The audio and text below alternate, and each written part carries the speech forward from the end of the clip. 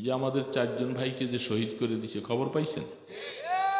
হ্যাঁ, টঙ্গীতে যে গত রাত্রে আমাদের 4 জন ভাইকে তারা শহীদ করে দিয়েছে, খবর পান নাই? 18 সালের ওই প্রথম 1 ডিসেম্বর ওই সময় যে তারা আমাদের ভাইদেরকে শহীদ করেছিল, ওই সময় যদি এটা কঠোর হস্তে যদি দমন করা হতো, তাহলে আজকে এখানে 23 সালের শেষ অবস্থায় নতুন করে আবার আমার ভাইদেরকে এইভাবে শহীদ করার সুযোগ তারা পেত না, সাহসও পাইত না, তাদের কোমর ভেঙে যেত। সে বড় আফসোসের বিষয়। বুড়া বুড়া মুরব্বীরা যারা আছেন ভালো করে বুঝে নেন, তাবলীগ করতেছেন বুড়া বুড়া লোকগুলি, তারা সমস্ত যুবক লোকগুলি তাদের লোকগুলাকে একত্রিত করে দেশি অস্ত্র শস্ত্র ছুরি নিয়ে সবকিছু নিয়ে তারা অতর্কিত হামলা করে কত মানুষকে তারা এইভাবে হাত পা ভেঙে তাদেরকে হাসপাতালে পাঠাইছে। আর 4 জনকে ছুরি মাইরা এইভাবে করে নামাজ পড়তেছিল, নামাজরত অবস্থার ভিতরে তাকে ছুরি মাইরা শোয়া পেটের ভিতরে ছুরি দিয়া ঘুটে এইভাবে তাদেরকে শহীদ করেছে। এরা তবলীগের নামে সন্ত্রাসী, এরা তবলীগ না। পেসিস্ট সরকারের সহযোগিতায় যেমন আগের বার করেছিল, এখন সে পেসিস্ট শেখ হাসিনা ভারতে বসে বসে তাদের দলের লোকগুলাকে ডাইরেক্ট কাজ করতে পারে না, আরেকজনের উপরে সাওয়ার হইয়া তারা আমাদের ভাইদেরকে এইভাবে করে শহীদ করছে, আমার ভাইদেরকে হত্যা করছে, আমার ভাইদেরকে তারা মাইরা সব কিছু আহত করে দিচ্ছে।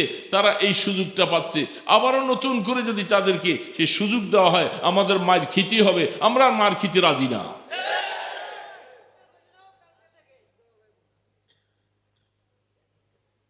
কেবল মার দিয়ে যাবে তারা। সাদের ব্যাপারে সমস্ত ওলামায়ে কেরাম দারুল দেওবন্দ সহ সকলের একমত, সাদ গোমরা পথভ্রষ্ট হয়ে গেছে, তার ঈমান নাই, তার পিছনে যারা থাকবে এরা বেঈমান হয়ে যাবে, এদের ঈমান থাকবে।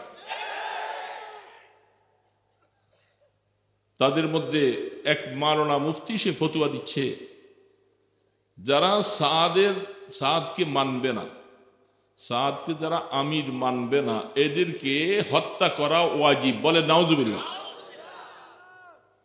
ওয়াজিবুল কতল তারা বলতেছে। আপনারা এখানে যারা আছেন আপনারা সাদকে মানেন? কারা কারা মানেন? মানে তাহলে তাদের ফতোয়া অনুযায়ী আপনাদের সকলকে হত্যা করা তারা ওয়াজিব বলতেছে। যারা তাকে মানবে না তাদেরকে হত্যা করা।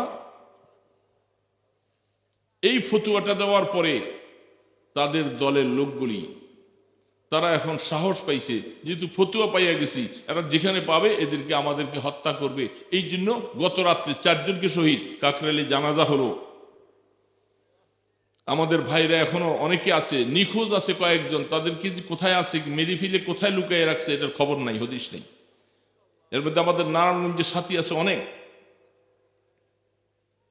বলেন তাহলে কত দিকের ফিতনা শুরু হয়েছে, আমরা চুপচাপ বসে থাকবো আর আমরা এইভাবে জান্নাতে চলে যাব? এটা তো হতে পারে না।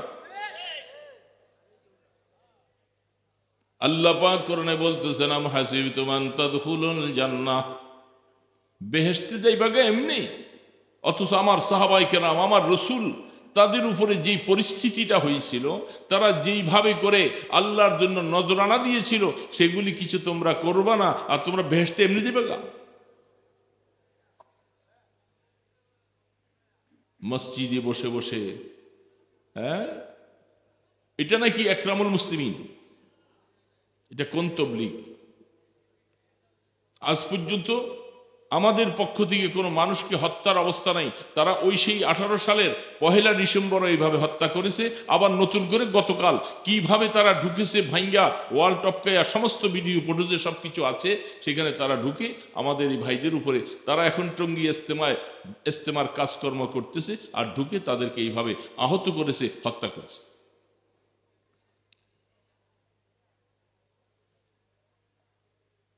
দোস্ত, বদরের যুদ্ধের যে 70 জনকে অ্যারেস্ট করেছিল ওমরে ফারুক রাদিয়াল্লাহু তাআলা আনহু, তিনি একা রায় দিয়েছেন যে আমার কথা হলো প্রত্যেকের আপনজনের মাধ্যমে তাদের বন্দী যেটা আছে এটাকে হত্যা করা হোক। বাপ মুসলমান, ছেলে কাফের, ছেলে মুসলমান, বাবা কাফের, তাহলে এই ছেলের মাধ্যমে তার বাবাকে হত্যা করা হোক। মুশাওয়ারায় রায় হলো যে তাদেরকে মুক্তিপণ নিয়া, কিছু টাকা পয়সা নিয়া ছেড়ে দাও। আল্লাহ রসুল এই রায় পছন্দ করলেন। যখন রসুল এই রায়টা পছন্দ করলেন, সাথে সাথে আয়াত নাযিল, মা কানা লিন-নবী আন ইয়াকুনা আসরা, কোরআনে আয়াতটা পুরো ভুলে গেছি। সাথে সাথে জিবরিল আলাইহিস সালাম আয়েশা বলেন, নবীর জন্য এটা ঠিক হয় নাই তার হাতে যুদ্ধবন্দী কাফের কয়েদি যারা ছিল, দুনিয়ার কিছু অর্থের কথা মনে হইয়া তাদেরকে ছেড়ে দেওয়া, আমার আল্লাহ এটা পছন্দ করে না।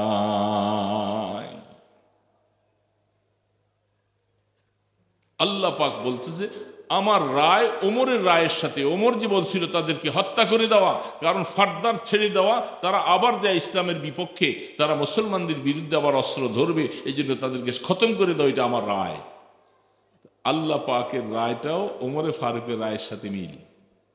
রসুল বলতেছিলেন, বুখারীতে রওয়ায়াত আসছেন, ওই দিন আল্লাহ পাক এত নারাজ হয়েছে, যদি রসুল বলেন ওমরে ফারুক আরেকজন সাহাবী যারা এর বিপক্ষে রায় দিয়েছিল, তারা যদি না থাকতো, আল্লাহ এমন আযাব নাজিল করতো আমরা কেউ বাঁচতে পারতাম না। তার মানে কাফেরদেরকে ছেড়ে দেওয়ার পক্ষে আল্লাহ চান। যারা বন্দিতে আসছে, এদেরকে 70 জন বন্দিশালায় আছে, এদেরকে হত্যা করে দাও। তখন জিবরিল আলাইহিস সালাম এই কথা বলে যান, ওগো আল্লাহর রাসূল, দুনিয়ার কিছু যে অর্থের কথা স্মরণ করে আমাদের অস্ত্র নাই, সামান কিনতে হবে, অস্ত্র যুদ্ধের হাতিয়ার কিনা লাগবে, এই কথা বলে তাদের থেকে মুক্তিপণগুলি আপনারা নিয়েছিলেন। মনে রাখবেন ওগো আল্লাহর রাসূল, আজকে তাদের 70 জনকে ছেড়ে দিলেন, আগামী বছর উহুদ প্রান্তে আপনার 70 জন সাহাবী শহীদ হয়ে যাবে। কি হলো? আজকে তাদের 70 জনকে ছেড়ে দিলেন, আল্লাহ পাক নারাজ হয়েছে, তার কারণে আগামী বছর আপনাদের 70 জন শহীদ হবে। হয়েছে না? বদর উহুদের যুদ্ধে 70, একজন গণায় কম। রসুল বলতেছেন গণায় কম হওয়ার কথা নয়, জিবরিল যেহেতু বলে গেছেন 70 জনই শহীদ হবে, কেউ বাঁচবে না। লাশগুলি সারিবদ্ধ করে রাখা হলো, টুকরা টুকরা করা হয়েছে, নাক কাটছে, কান কাটছে, হাত কাটছে, পা কাটছে, মসলা করে করে এমন ভাবে কাটছে।